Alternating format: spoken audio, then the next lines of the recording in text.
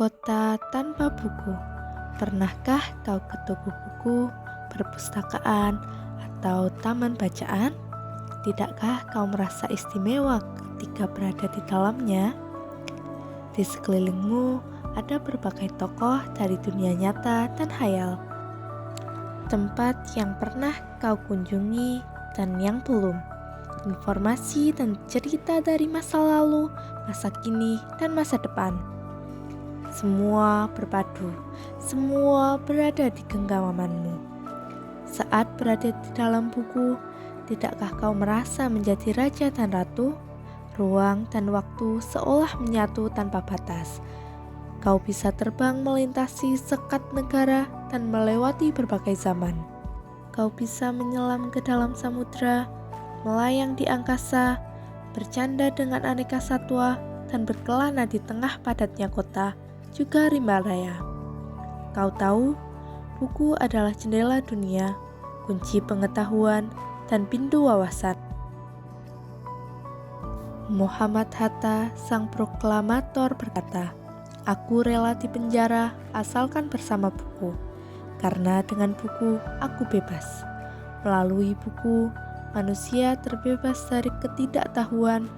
Tempat-tempat yang dipenuhi buku adalah harapan berkembangnya pengetahuan dan wawasan."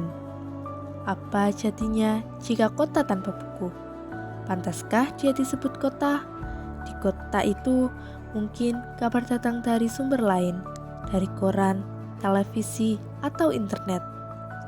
Mungkin informasi dan cerita datang dari nenek moyang, bagai dongeng-dongeng sebelum tidur. Irama warganya pun tiada beda.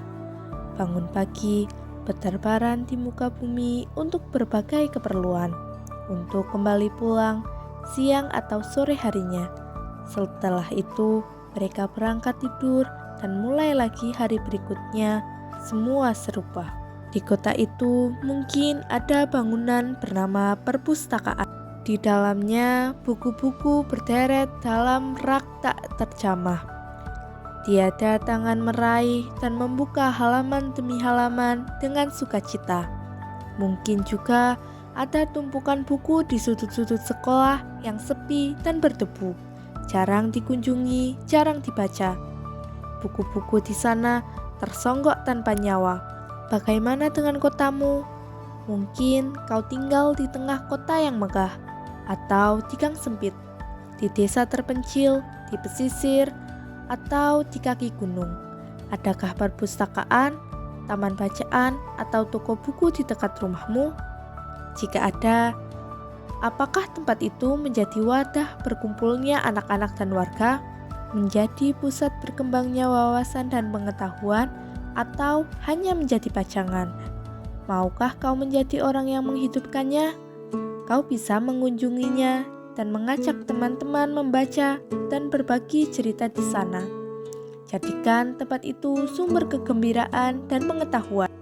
Jika tempat itu belum ada, maukah kau menjadi orang yang memulai menghadirkannya?